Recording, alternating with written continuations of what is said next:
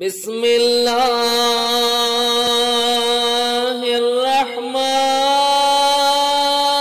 الرحمن الرحيم.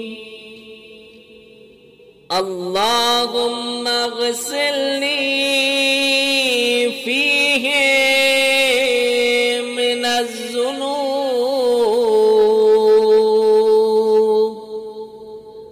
وطهرني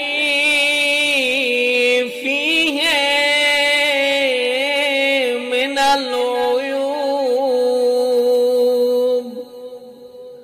وامتحن قلبي فيه بتقوى القلوب